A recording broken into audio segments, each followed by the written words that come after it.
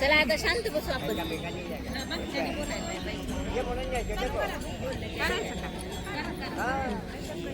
वक्रतुंड महाकाय सूर्यकोटि समप्रभ निर्विघ्नं कुरु मे देव सर्वकार्यासु सर्वदा.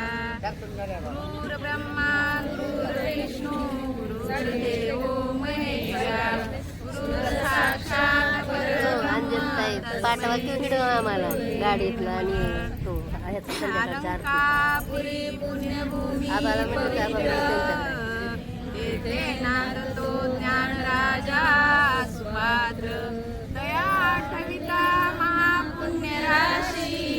नमस्कार माझा सद्गुरु ज्ञानेश्वराशी.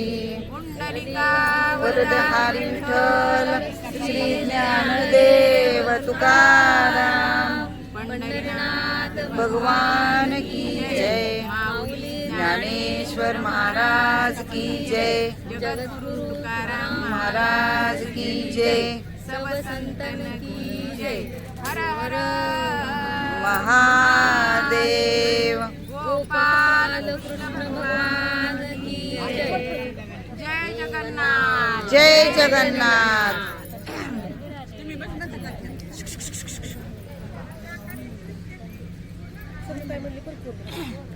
सभा सकळ साधू संतांची महामुनी विरक्तांची पंडित पाठक ज्ञानियांची या सकळाशी विनवणी. प्रभू तुम्ही महेशाच्या मूर्ती मी दुबळा अर्चितसे भक्ती बोल जरी गंगावती स्वीकाराल की. न्यूनते पुरते अधिकते सरते करून घ्यावे तुम्हा ते विन्मित सू. ओम नमोजी अध्याय वेद प्रतिपाध्याय जय जय सस्विध्यात्मरूपा देवा तुची गणेशू सकलार्थमती प्रकाशू मने निवृत्तिदासू अवधारी जोजी. हे शब्द ब्रह्मशेष तेची मूर्ती सुवेश हे तवर्णो पुनिर्दोष मिरवते. स्मृती तेची अवयवा ते कांगिक भाव ते लावण्याची ठेव अर्थ शोभा. अष्टादश पुराणे तेची मणिभूषणे पद पदती खेवणे प्रमेय रत्नांची. पदबंध नागर जे तरंगातील अंबर ते साहित्यवाने सपुरव जळांची. देखा काव्य नाटका जे निर्धारित सकौतुका ज्याची अर्थध्वनी. नाना प्रमेयाचे परी निपुणपणे पाहता कुसरी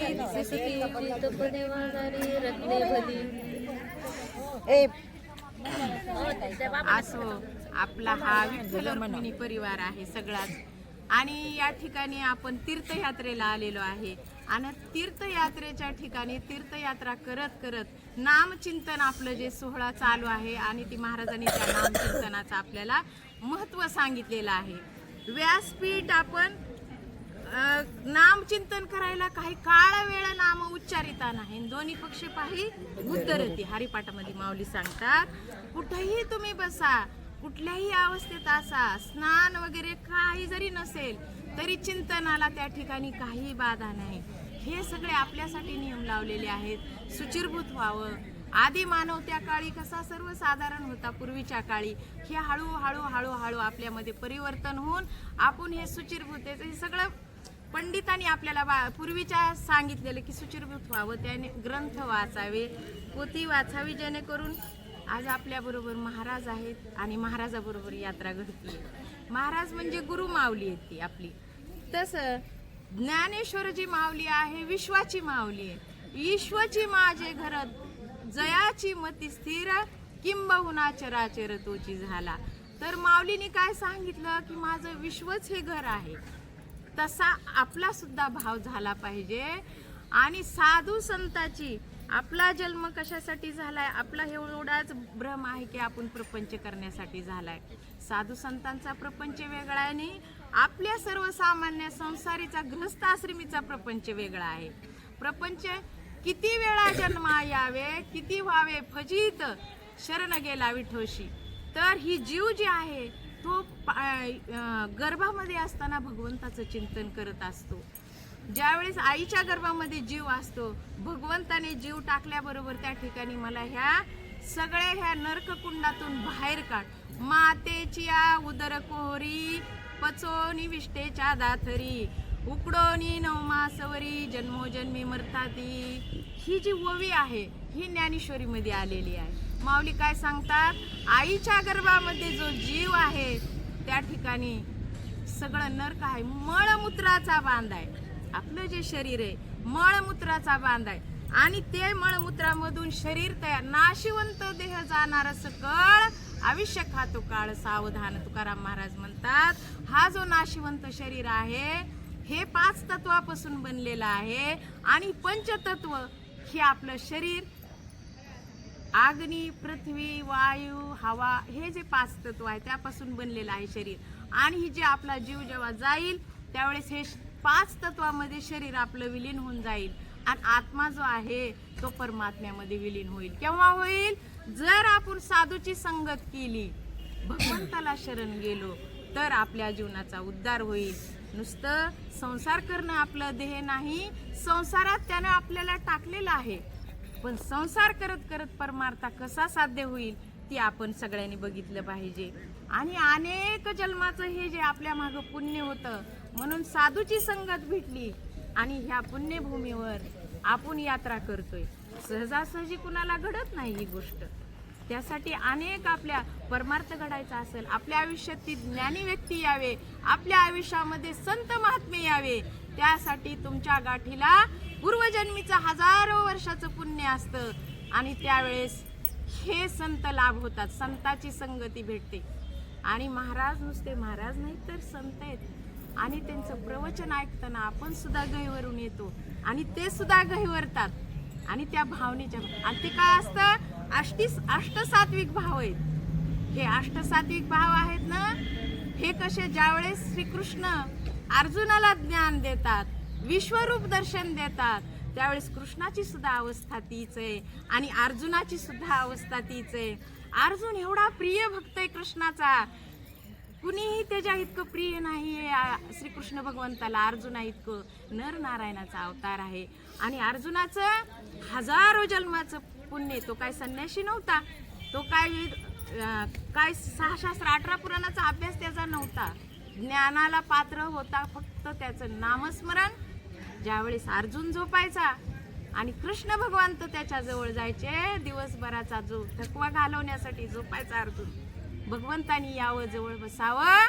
अर्जुनाच्या रोमारोमामधून कृष्ण कृष्ण कृष्ण कृष्ण कृष्ण म्हणून तो इतका लाडका भक्त आहे. आणि ते श्रीकृष्णाची कृपा होते कशी बघा. मनोनी सात्विक भावाची मांदी अर्जुना आधी कृष्णा अंगी, म्हणजे अर्जुनाच्या आधी कृष्णाचं अष्टसात्विक भावानं ते प्रेम जे आहे ना, ते प्रेम उचंबळून येते अर्जुनासाठी. न समातसे परिबुद्धी नमसात सावरुणी देवे. मग देव परत आणि देहावर येतात, विधेयी अवस्था होती. ज्यावेळेस ज्ञान प्राप्त होतं तुम्हाला ना, आणि ज्यावेळेस तुम्ही त्या ज्ञानाच्या कृपेला पात्र होता, तुम्ही विधेयी अवस्थेत जाता आणि त्या भगवंताशी एक रूप होता. तशी अर्जुनाची आणि श्रीकृष्ण भगवंताची एवढी कृपा आहे. जे ते गुह्य ज्ञान आहे अर्जुनाने कुणाला सांगितलं नाही. पुरुष सहजासहजी कुठलीच गोष्ट आपल्या पत्नीपासून लपून ठेवत नाही. लक्ष्मी सतत त्यांचे पाय दाबत असते. लक्ष्मी देवी लक्ष्मी एवढी जवळीक परी ते न देके या प्रेमाचे सुख, आज श्रीकृष्ण स्नेहाचे बिक यातीची याती. म्हणजे श्रीकृष्ण भगवंताच्या जवळ इतकी लक्ष्मी आहे आणि तिचं सुद्धा हजारो वर्षाचं पुण्य तिला करावं लागतं. त्यावेळेस भगवंताचं तिला सानिध्य लाभ, त्यांच्याशी विवाह करता येतो. हजारो वर्षाचं पुण्य असतं तिच्या सुद्धा गाठीशी, पण तिच्यापेक्षा सुद्धा श्रेष्ठ अर्जुन आहे. तर मग पुन्हा सांगतात माऊली आणि पितिया वसुदेव जो पिता आहे न, जे न सांगेची पितिया वसुदेवाशी, जे न सांगे माता देवकीशी, जे न सांगेची बंधू बळीभद्रेशी, ते अर्जुनेशी गुह्य बोलत. काय होतं ते गुह्य जे ज्ञान आहे ते प्रगट श्रीकृष्णानं अर्जुनासाठी केलेलं आहे. ते श्रीकृष्ण वचनामृत पार्थे भरोनी असे ओसंडत, मग व्यास कृपा प्राप्त संजयासी. त्या ठिकाणी ज्यावेळेस विश्वरूप दर्शन घडतं त्यावेळेस संजय सहजच एकनिष्ठ असलेला त्यांच्या राजवाड्यात घोड्याचा परीक्षक होता. रथाचे घोड्याचा परीक्षक. कसा घोडा पाहिजे, आपलेच कसे असतात, कोणाला बैलाचं ज्ञान आहे, कोणाला घोड्याचं ज्ञान आहे, असतं बाबा हे कसे चालणार आहेत.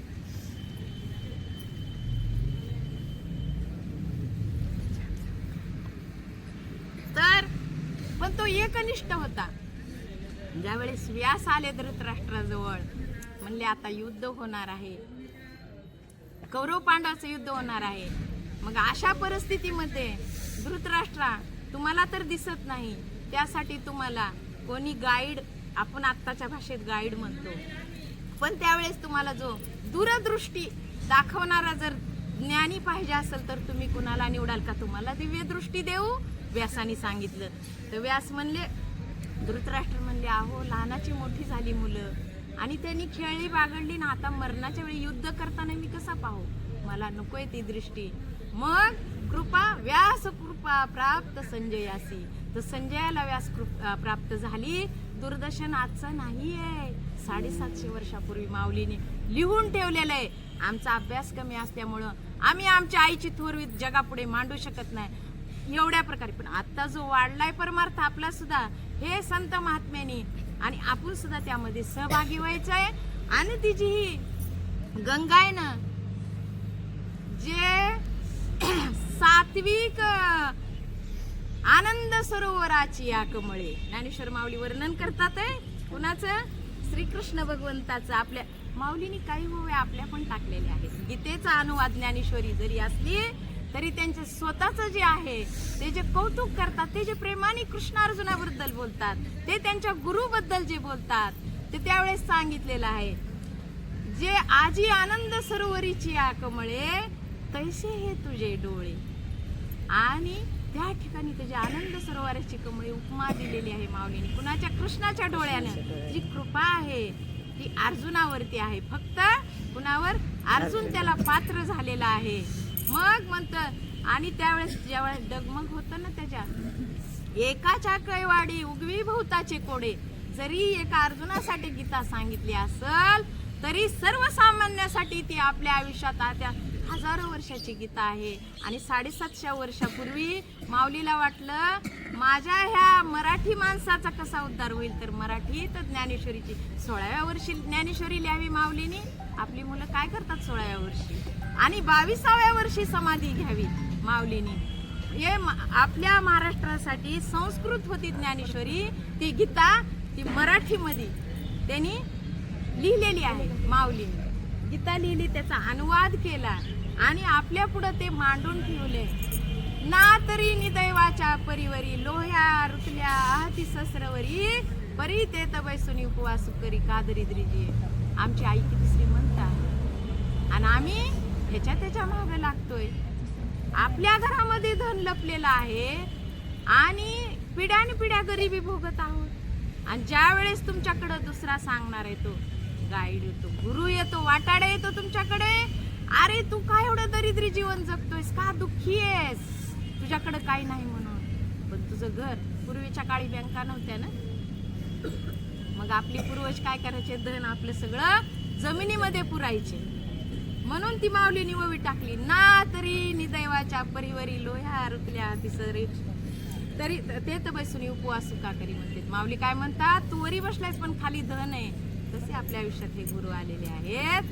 तुम्ही भगवंताचा अंश आहात, तुम्ही साधे नाहीयेत. केव्हा गुरुला शरण जावं लागल तेव्हा तुम्हाला ते ज्ञान भेटेल.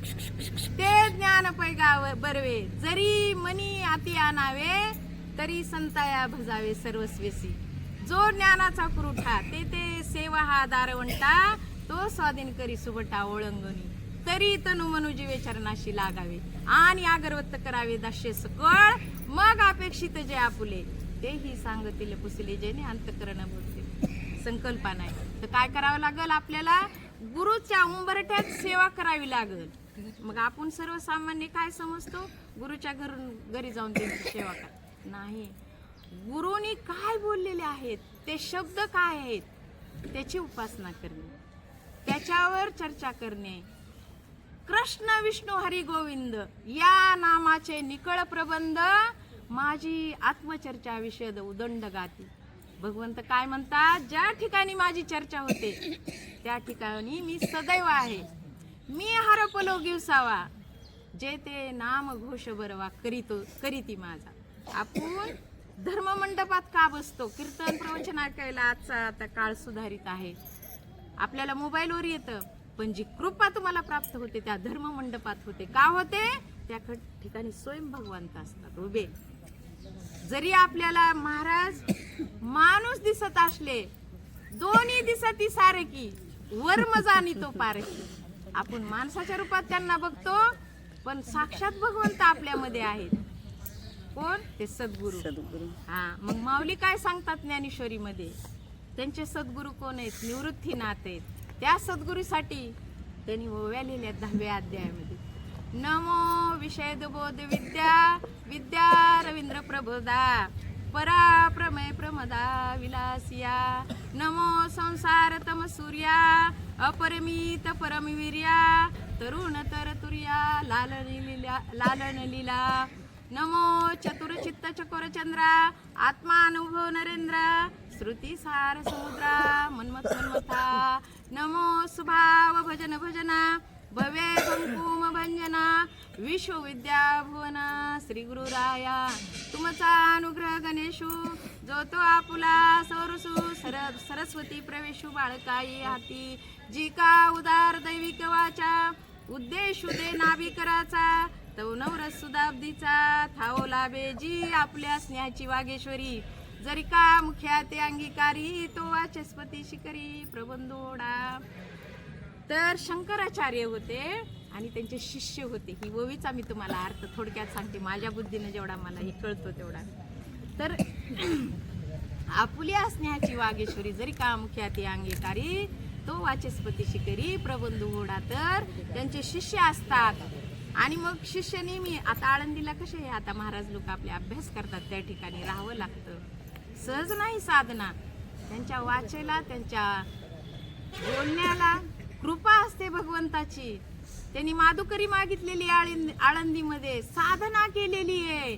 स्वतःचा प्रपंच सोडून भगवंताचा प्रपंच हे महात्मे करतात. भगवंताचा प्रपंच तुम्ही आम्ही देवाला न्यायची, त्यांना कीर्तन भजन शिकवायचं, नामचिंतन शिकवायचं आणि ह्याची गोडी लावायची. त्यांना प्रपंच नाही, त्यांना आई वडील नाहीत का? बायको मुले तुळशी पात्र ठेवतात संत महात्मे.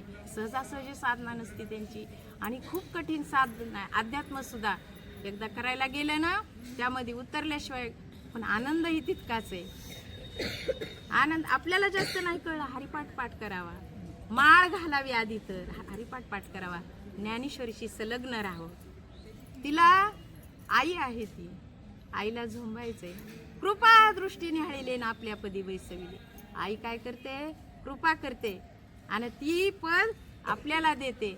तिथपर्यंतचा हितपर्यंत येण्यासाठी प्रवास भगवंताला सतत चिंतन करावं लागतं. आहो तानी याचे लागता झटे तेने आदिकची पाना फुटे रोषे प्रेम दुनवटे पडियंतासी. माऊली काय ववी टाकतात? ज्यावेळेस गाईला वासरू ढुसण्या देतं ना, आपण शेतकऱ्याची आहेत सगळी, आपल्याला गाय वासरू माहितीये, नाही तर शहरातल्या मुलांना आजकाल पुण्या मुंबईला एवढं माहिती नाही काय गाय काय असते, वासरू काय असतं, तिचं प्रेम काय असतं गाईचं. तसे माऊलीने ते उपमा दिलेली. म्हणले गाय जशी ढुसण्या देते म्हणले त्या काशेला, काशेत काय आहे? अमृत आहे. तर त्या ठिकाणी ढुसण्या दिल्याबरोबर गाय पाना सोडते. तसं आपल्याला सुद्धा ज्ञानेश्वरीला झटावं लागल, एकाग्र मन चित्त एकाग्र करावं लागल. आणि त्यावेळेस जी ज्ञानेश्वरी कळल असं नाही, कारण मोठ्या विद्वानाला सुद्धा लवकर कळत नाही. कशी कळल? माऊलींची भाषा आहे. त्यासाठी हजारो वर्षाची पूर्वजन्मीचं तप साधना आपल्याला लागते. आपल्यावर गुरुची कृपा लागते. तसे गुरु भेटले पण पाहिजेत, कारण जगात भरपूर गुरु आहेत, पण तेच ज्ञान आपल्याला देतील हे काही शक्यता खूप कमी आहे. काही नाही कळालं, ज्ञानेश्वरी वाचा, हरिपाठ वाचा. ज्ञानेश्वरी रोज 5 ओव्या जरी घेतल्या तरी खूप काही. माझ्याच आयुष्यातला मी अनुभव सांगते. मी माझा घरानं माळकरी आहे, आई वडिलाच्या इकडे महिन्यावारी आहे, त्यांचं सगळं हे. आणि मी लहानपणापासून माझ्याकडे काय सेवा होती, माझी आजी जाडजूड होती अशी मस्त. ती अंगावात ग्रंथ लागा, तेव्हा का टी व्ही बिव्ही नसायची, ग्रंथ असायची मात्र नेहमी चालू. कुठं काशीखंड एक, कधी एक झाला की एक ग्रंथ.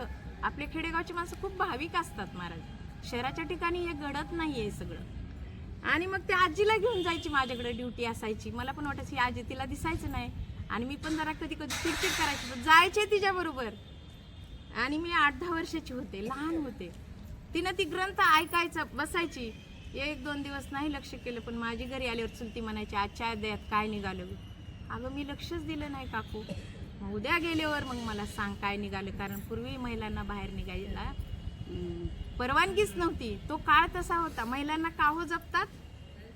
आपण मौल्यवान वस्तू सोन्याला किती जपतो? 7 कपाटाच्या आत लॉकर मध्ये जपून ठेवतो. आपले जे वडील आहेत, भाऊ आहेत, सासरची मंडळी आहे, स्त्रीला का जपतात? पावित्र्य तिचं जपलं गेलं पाहिजे. त्याला आपल्याला आपण काय म्हणतो, कोंड माराय, स्त्री स्वतंत्र नाही. तुमचं ते रक्षण करतायत त्यासाठी नाही. पण आता काळ आलेला आहे, स्त्रीनं बाहेर पडलं पाहिजे, स्वतःच्या पायावर उभं राहिलं पाहिजे आणि स्वतःचा संसार सांभाळता परमार्थ सुद्धा केला पाहिजे. तर माऊली खूप श्रेष्ठ आहे.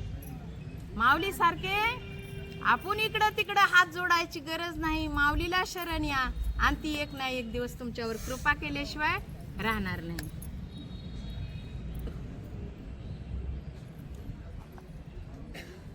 मग अर्जुनाचं मन डामाडोल झालं. आपण नाही का प्रपंचामध्ये किती होतो, जरा संकट आलं की घाबरायला होतं, काय होईल वाटतं, देव सुद्धा आठवत नाही, मग फक्त ते संकटच आठवतंय. 3-4 महिन्यापूर्वी माझ्या मिस्टरांना अटॅक आला. आणि मग आजकाल सगळीकडे अटॅकचं आपण पण ऐकून त्याची लक्षणं काय लक्षात येतात. मी घरीच होते, जेवायला दुपारी घरी आले, कंपनीत जेवले. थोडं जाणवत होतं त्यांना, पण मी म्हणलं नको थांबायला, आपण पटकन हॉस्पिटलाइज झालं पाहिजे. मुलाला फोन केला, त्याने लगेच आला, जवळ कंपनी असल्यामुळे तो पण लगेच आला. पटकन आम्ही गाडी घरची होती ती घेतली आणि त्यांना हॉस्पिटलाइज गेलो हॉस्पिटलमध्ये. आणि हार्टच्या पेशंटला शक्यतो लवकर घेतात आतमध्ये डॉक्टर. खूप गर्दी होती, दुसरे आजारवाले, मल्टी स्पेशालिस्ट असल्यामुळे. मग खुर्ची दिली त्यांना सुरुवातीला बसायला त्या ठिकाणी. आणि एवढं चिंतन चालू, एरवी असतं, पण त्यावेळेस घाबरलेली मनाची अवस्था डामाडोल झालेली आहे आणि लक्षात काही येत नाही. तशी अर्जुनाची अवस्था जशी आहे की मी काय करू, माझेच आहेत सगळे, त्यांना कसा मारू. तर त्यावेळेस एक मुलगी उठून आली, अशी आमच्या शालंताई सारखी खुर्चीवर बसली, ती पण आलेली हसली. माळ बघितली ह्यांच्या गळ्यात, माझ्या गळ्यात दिसली माळ. अहो बाबा विठ्ठल विठ्ठल म्हणा. आपल्याला कसे संत भगवंत कसं जागवतो बघा, सहज येतात साध्या रूपामध्ये आणि ते आठवण करून देतात. त्यावेळेस मला सुद्धा क्लिक झाला, आपण विसरतो का नाही, घाबरतो का नाही अशा संकटाच्या वेळेस. तसं अर्जुन सुद्धा, त्याला दुविधा अवस्था आहे त्याच्या मनाची. काय करू, माझे ऋषी आहेत, माझे गुरुवरी आहेत, माझे पितामह आहेत आणि मी त्या ठिकाणी ह्यांचा कसा वध करू.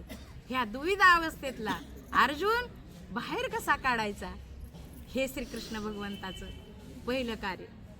आणि श्रीकृष्ण भगवंताची कृपा किती अर्जुनावर. पायी कुपाठीशी घातला, आपण पुढा राहिला आणि पांचजन्यास फिरल्या अवलीळाची. त्या ठिकाणी आपल्या भक्ताला सारथ्य पण स्वीकारले. आज सर्व विश्वाचा चालक आहे भगवंत आणि अर्जुनाचा सारथी होतो. काय त्या अर्जुनाचं भाग्य. पायी कुपाठीशी घातला, आपण पुढा राहिला, मग पांचजन्यास फिरला अवलीळाची. अशी भगवंत देखा नवलतया प्रभूचे अद्भुत प्रेम भक्ताचे, जे सारथ्य पण पार्थाचे करीत असे. काय नवल आहे का नाही, नवल केवढे केवढे न कळे कानोबाचे कोडे. तर भगवंताचं एवढं मोठं कार्य, त्या अर्जुन इतका भाग्यवान आहे त्यासाठी. आणि अर्जुन देव श्रीकृष्ण म्हणतात, अरे हे मेलेलेच आहेत आधी, फक्त तू निमित्त आहेस, पण तुला इतिहास माफ करणार नाही. पुढची लोक, तू एवढा शूरवीर आहेस, पराक्रमी आहेस, राजाचा राजपुत्र आहेस आणि तुझं हे कर्तव्य जरी तुझी असली तरी तुला या ठिकाणी युद्ध करावं लागेल. मग त्या ठिकाणी भगवंत सांगतात, आगा उदरीचा गर्भ जैसा ने देखळे मातेची अवैसा तो मी आघवे देवा तैसा नेनू काही. म्या ऋषी मुनीला सुद्धा माझा अंत लागत नाही असा माझा विशाल स्वरूप आहे भगवंत सांगतात. असं सर्व आई गर्भातलं मुलं आईचं वय सांगू शकेल का? तसा माझा अंत नाही. त्यावेळेस अर्जुनालाही प्रश्न पडतो, हा तर माझ्या बरोबरीचा आत्या मामाची मुलं असं नातं होतं त्यांचं, आणि हा काय सांगतो की मी एवढा मोठा विश्वरूप आहे, थोडाच माझ्यापेक्षा मोठा असेल. कारण अज्ञान होतं त्या ठिकाणी. भगवंताचं फक्त ती मूर्ती देवाचं ते स्वरूप होतं सगुण साकार तीच बघितलेलं. विराट स्वरूप जोपर्यंत बघत नाही तोपर्यंत त्याची सुद्धा अवस्था अशीच आहे अर्जुनाची. ज्यावेळेस विराट रूप दर्शन दाखवतात त्यावेळेस त्याला सुद्धा दिव्य दृष्टी द्यावी लागली. साध्या दृष्टीने भेटेल का? वेळ झाली का आपली? नाही नाही आहे का वेळ? महाराजांना विचारा. एकदा आपलं कॅसेट चालू होतीये. आणि मग अर्जुनाला सांगतात, मी ह्या सर्व जगाचा करता धरता मीच आहे. माझ्या परवानगीशिवाय झाडाचं पान सुद्धा हलत नाही. आपल्याला खरं वाटेल का देव परवानगी देतो काय झाड हलवाय? पण नाही. मी बोलविल्या वेदू बोले, मी चालविल्या सूर्य चाले, मी हलविल्या प्राण हाले, सर्व जगाते चाळीता. सर्व जगाला चाळीत आहे. महाराजांना एकदा विचारून वेळ किती गेली. आणि मग भगवंत सांगतात, माझी आज्ञा आहे पर्वती बैसकान सांडावी, समुद्र रेखाना ओलांडावी, पृथ्वी भूते व्हावी, हे आज्ञा माझी. पर्वत कधीतरी आपली जागा सोडतो का? नाही. समुद्र सुद्धा सोडत नाही. कारण त्या भगवंताची आज्ञा आहे. भगवंताच्या आज्ञेत सगळं विश्व चालत आहे. असं त्या भगवंताची अर्जुनावर कृपा आहे. मग तसं हे सुद्धा आपण ज्यावेळेस ज्ञानेश्वरी वाचू, ज्ञानेश्वरी सोपी जरी असली तर खूप अवघड आहे. पण सतत जर आपण कुठल्याही ह्याच्यावर काम केलं ना तर एक दृष्टात सांगते. एक गरीब मुलगा असतो, घरामध्ये गरिबी असते, आणि मग तो एक ताट असतं. पूर्वीच्या काळी आपल्याकडे रांजण होते बघा मातीचे, असायचे ना, काहीतरी एक ताट झाकून टाकायचं. पण त्यांच्या पुरून पार सोन्या चांदीची भांडी होती. आपला भारत खूप समृद्ध होता, परकीयानं लुटला बराच वेळा, तर त्यांच्या घरामध्ये ताट होतं सोन्याचं. आणि मग ते खूप वर्ष त्याला काही भरपूर असल्यावर काय लक्ष देतं, चांगला घराणं असल्यावर ते रानावर झाकाय केलं, आणि हळूहळू धूळ बसून बसून बसून ते काळं झालं. ते पोरं लहान मुलगा, आणि ते पुढच्या 2-4 पिढ्यातल्या एका मुलानं ते काय केले, गारगार व्हायला म्हणजे काय खायला आणायला गेलं, ते ताट घेऊन गेलं. म्हणला पितळाचे मोडा म्हणला. आणि मग त्यानं काय म्हणला, तो माणूस म्हणला, त्यानं घासलं. मुलगाही घेऊन तर आलाय म्हणला, ते घासलं तर म्हणला हे तर सोन्याचं आहे. आणि मुलाला कसं म्हणला, मीच अडकायचं ना ह्याच्यात. तसा आपला देह, आपला आत्मा सर्व घटी राम आणि देहादेही एक आहे. आणि आपण परमात्म्याचे अंश आहेत. आपण कुठेच कमी नाही. आणि आपण सुद्धा सोन्यासारखे आहोत. केव्हा? माऊलीला शरण गेल्यावर, आपल्या गुरुला शरण गेल्यावर. आणि ते जे गुरु नाम देतील आपल्याला, स्वस्वरूपाचं ज्ञान देतील, आणि त्यावेळेस आपल्यावर त्यांची कृपा. कासवीचे बाळ वाडे कृपा दृष्टी, दुधा नाही भेटी अंगसंग, माऊली सांगतात. कासवाचं बाळ फक्त नजर भेटीनं वाढते, दूध नाही किंवा काही नाही. जोपर्यंत ते लहान आहे फक्त आई येऊन त्या बाळाला बघते. तिची पिल्लं असतात वाळवंटात दिलेली अंडी, ती पिल्लं बाहेर येतात त्यावेळेस ती येते, एकदा चक्कर मारते आणि फक्त दृष्टीनं बघते. आणि त्यावेळेस ती काय मुलं मोठी होतात, पुन्हा हळूहळू पाण्यात जातात, आणि त्यांची दिनचर्या. म्हणून माऊलींनी होवी टाकली, कासवीचे बाळ वाडे कृपा दृष्टी, दुधा नाही भेटी अंगसंग. तसं सद्गुरूची, माऊलीची कृपा आपल्यावर झाल्यावर, आणि माऊलीच्या कृपेच्या नजरेमध्ये जर आपण राहिलो तर आपण नक्कीच सुरक्षित आहोत. कारण ह्या जगाच्या बाजारामध्ये खूप काही ह्या कलियुगामध्ये अवघड आहे जगणं. पण आपल्याला जर अध्यात्माची साथ असेल, मला तर वाटतं आताच्या जेवढ्या आम्ही सासवा झालोत की नाही, त्यांना खूप गरज आहे अध्यात्माची. खूप गरज आहे खरंच. घरोघरी मातीच्या चुली, गॅस बी आला तरी मन चुकीची नाही. घर श्रीमंत असू द्या, मिडल क्लास असू द्या, लो क्लास असू द्या, अवस्था सारखीच आहे. पण त्यावेळेस ज्यावेळेस आपण परमार्थाशी संलग्न राहू, परमार्थाशी एकरूप राहू, परमार्थ करत राहू. कारण हे संसारच नाशिवंत आहे. त्याचं जे मूळ आहे ते नाशिवंत आहे संसाराचं. आशा पात्र कधी भरले का हो आपलं? आपण किती खरेदी करतो आणि काय दिसलं की खरेदी करावं. आमच्या महिलांचा खूप जिव्हाळ्याचा विषय. काय आवडते आपल्याला? साड्या, सोनं, दागिने, हे घ्यावं ते घ्यावं, का असू नये. आपण राजियाची मुलं आहेत. राजियाची कांता काय भीक मागेन, मनाची या जोगे सिद्धी पावे. तर फक्त संसारातलं नाही राजा, ह्याच्यातल्या राजाची कन्या व्हायला पाहिजे आपण. मग कुठलंच तुम्हाला काही कमी पडणार नाही. सांगू 10-15 वर्ष झालं मी ह्याच्यात आहे, कारण मी आमच्या घरी पाटील घरा नाही. कीर्तन, भजन, प्रवचन, व्यासपीठावर उभा राहायचं आवडत नाही आमच्या म्हणजे नव्हतं आवडत. आता बऱ्याचशा गोष्टी सगळ्यांनी घेतल्या जुळवून. मी आणि काही आमच्या घरी सांगत नाही. मी ते थोडं शिकतोय आम्ही पण. महाराजासारखे महात्मे काल कसे म्हणले, उठा तुमचा अनुभव सांगा, तसं म्हणले तुम्ही परमार्थ करताय तुमचा थोडा तरी, काही बोला पण व्यासपीठावर बोलणं. ज्यावेळेस रामकृष्ण हरी बी म्हणा, त्या भगवंताचं चिंतन आहे ना ते असे. तर तसं माझी सुद्धा अवस्था तशी होती आणि मी पण घाबरायचे, अशी भीती वाटायची. पण महात्म्याने सगळ्यांनी तुम्ही म्हणायचे महिलांनी तयार झालं पाहिजे. आणि महिला असली ना घरातली परमार्थिक संसार सगळा चांगला होतो. मुलाला मार्गदर्शन होतं आपल्या मुलांना. कारण वडील काय बाहेर कामानिमित्त असतात, आपण घरात असतो ना. आणि तिला जर हे परमार्थाची गोडी असेल तर आपोआपच आपण हरिपाठ मोठ्यानं म्हणायचा. कारण ऐकव जातं भगवंताचं चिंतन. नाही म्हणणारा असू द्या, घरी सकाळी उठले की आमचं चालू असते, सकाळी आंघोळ झाल्यापासून मोठ्यानं म्हणायचं, हरिपाठ म्हणायचं. 4-5 वेळ घ्यायच्या गडबडी, लय व्याप महाग. आपण साखळ दंडानं बांधलेल्या महिला. साखळदंड म्हणजे कसा? खरोखर साखळदंड आहे का? नाही. नवऱ्याचं करायचंय, सासऱ्याचं करायचंय, मुलांचं करायचंय, नातवाचं करायचंय. सुना नोकरीवाल्या आहेत, माझ्या सुना नोकरीवाल्या आहेत. माझी कंडिशन तीच. मी तुमच्या आमच्यासारखीच आपली कंडिशन आहे. पण तेवढ्यातून परमार्थ करायचा साध्य कसा? बाहेर नाही जाणं झालं. माऊलीला म्हणायचं, कृपा करा माऊली, मला ह्या 2 वर्षात आनंद यायला कळत काहीच नाही ज्ञानेश्वरी, पण जर वाचायलं ना लय छान वाटतंय हो. हे आनंद तुम्ही घ्यावा माझ्या मैत्रिणी सख्या. खूप छान वाटलं वाशीतल्यानी मला जे आपलं प्रेम दिलंय ना, खरोखर असं वाटलं की किती हजारो वर्ष आपण पूर्वी जन्मजन्मी आपली एकत्र मैत्रिणी होतो काय. आणि हा भाव आहे, हा देव आहे आणि हा अनुभव घ्यायचा. ह्या 2 वर्षात मला होतोय बरं का. तसं तुम्ही पण घ्या. खूप छान आहे परमार्थ. आता थोडा उठा जागेवारी, आता स्मरण करा पंढरीनाथा, चुकू उभ्या त्या जन्माच्या. आणि ह्याच्यामध्ये आलेलो आहे स्वर्ग म्हणजे काय? स्वर्ग हीच आहे. स्वर्गीच्या अमर इच्छिता ते देवान, मृत्यू लुकी व्हावा जन्म. कशासाठी?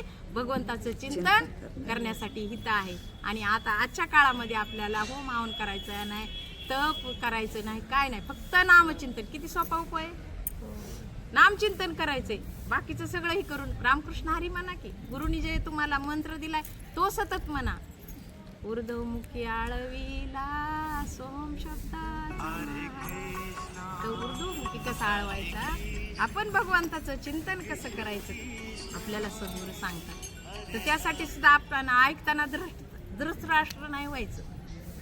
तो बुद्धी नाही आंधळा होता आणि डोळ्यानं आंधळा होता. ज्यावेळेस संजय सांगायचा का, महाराज सहज ब्रह्मरसाचे पारणे केले अर्जुनाला नारायणी, तेच अवसरी पाहुणे पातलो आम्ही.